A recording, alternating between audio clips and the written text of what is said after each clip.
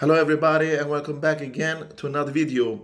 Today's topic is about: does Roger Federer, Rafael Nadal and Novak Djokovic have any weaknesses in their game, and are there room for improvement?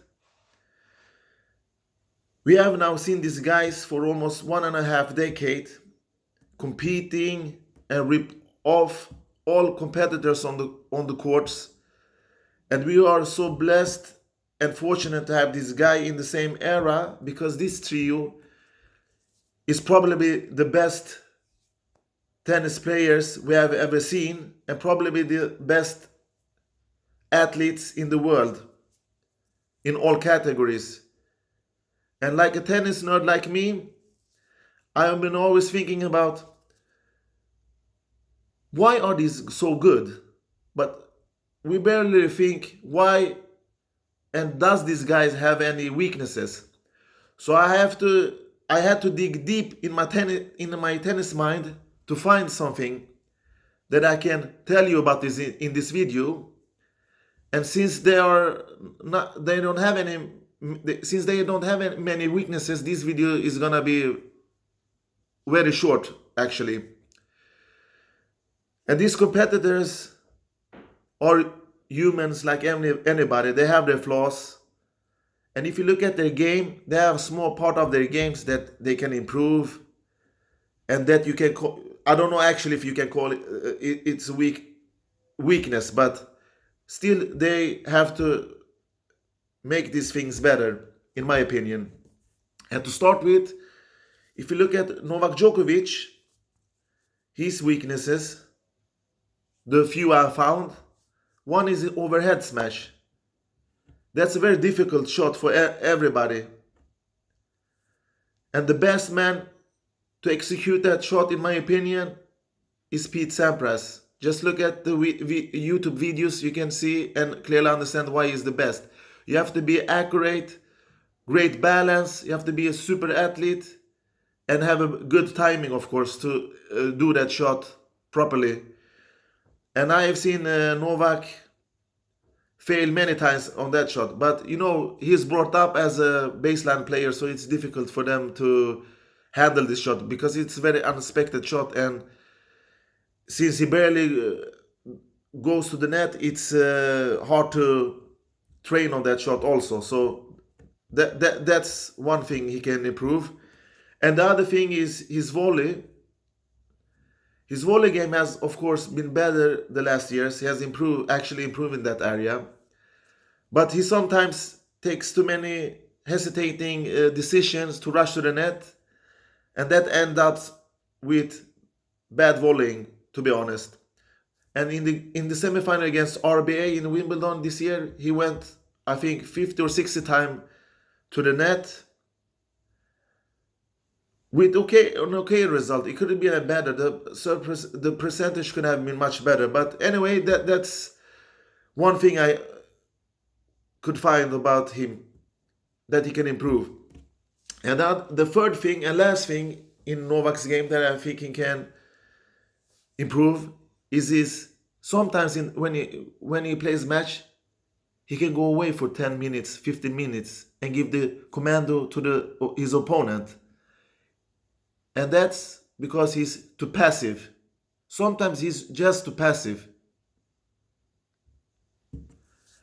And like we all know with Rafa, he's fierce. He's there every point, in and out. He doesn't disappear anywhere. He's always there. But you can beat Novak Djokovic if he gives you that chance. If you are not Roger Federer and Rafael Nadal, then you have a chance to actually beat him. But this is a thing you barely see, and that's one of his weaknesses I can come up with. All right, if you go on to Rafael Nadal, this was really hard for me, because when I see Rafa and think of tennis, I see perfection in almost every department. He has improved his backhand since his first Grand Slam victory. Actually, his serve and volley has also improved. So what weaknesses does Rafael have, and what can he improve? For me, sometimes he loves to be too defensive sometimes. And a smart opponent like Novak and Federer, and sometimes a hard-hitting ball striker can take advantage of that. And then of course Rafa is one of the best hardcourt players also, don't forget that. But sometimes his game plan doesn't work as good as on clay, on fast and hard courts. So that's not really a weakness, but you have a better chance to beat him on those turfs. And then his lack of variety, because he always played the same game style. When you play against Rafa, you know exactly how he's gonna play. But it's hard to go through and beat him, even if you know how good he's play and exactly know what he's gonna do.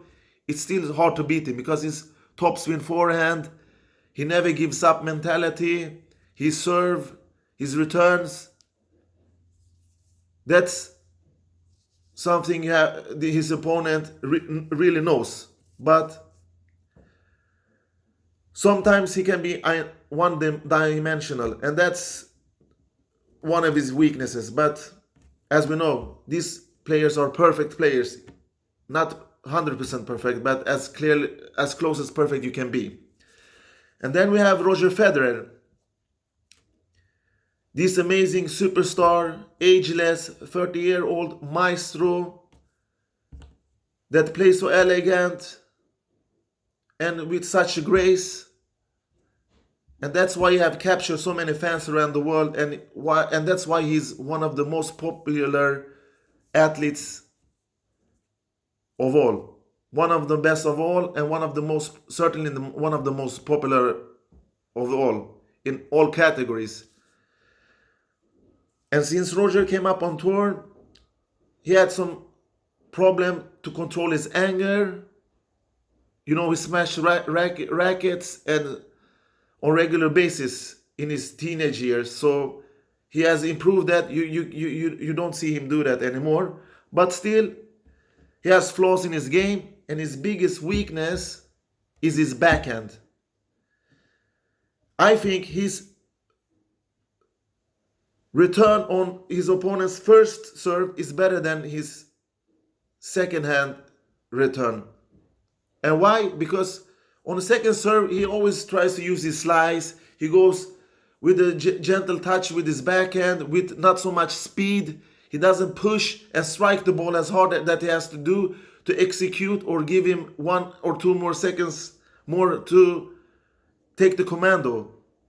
And that has always been Roger Federer's Achilles heel in his game, his backhand returns and his return overall, who I actually think is not even top 10 in the world, maybe not top 15 even. So I don't know why he hasn't improved that area, and I don't know why he slices so much on his second serve. I know he tried to cut the ball and damage and cross the lines to hurt his opponent, but I really can't believe how bad of a returner he is. Actually, I can't believe it. But anyway, he has won 20 Grand Slam, and it's not because of his returns, that's for sure. And sometimes his backhand. When Neo backhand worked in 2017, when he had confidence, he put speed on the ball, he put some awesome strike on the ball, some speed. He wasn't afraid of using it. And that was a joy to watch, actually. But when it doesn't work, he just have an average backhand. And that's why he can't compete with the best baseliners on the tour, because there are at least 10, 15 guys that are better than him at the baseline. But he has his hugely deadly forehand, but that's not as good as before, but still good enough to wipe out most of the competition on tour. And that's why he's still there and competing for Grand Slams. And the third thing and last thing that I can find about weakness that I can find about Roger Federer, that he's not clutch in tight matches. I don't know if he gets tired or if it's in his mind. Sometimes we have clearly seen in the Wimbledon final earlier this year, in a couple of finals against Novak Djokovic, and in the Rome final against Rafael, I think it was 2006. You can clearly also see that in big tight matches, Roger isn't clutch, and that's one thing that I have been thinking about through the years. And we can name some examples. You can also take his losses against Del Potro at US Open and Indian Wells also, especially the US Open final in 2009. And he has lost many tight matches in his career. And I don't even want to talk about it, but I'm gonna just say it. When you have match points, he has lost around 20 or 21 matches in his career after having match points. Not all of them was in his serve, of course, but that's the weaknesses that I can find about Roger Federer. These guys are the best we can ever see, that we have ever seen in tennis history. They are not superhumans. They are super tennis players. And that's why they have weaknesses like everybody else. But they are also good on the other part of their games. And that's what makes them so amazing. They have the right mindset, they have the consistency, they want to be there, they train hard, maybe harder than anybody else. And that's why these guys are still fighting for the big trophies. So that was all for today. Thank you and bye bye.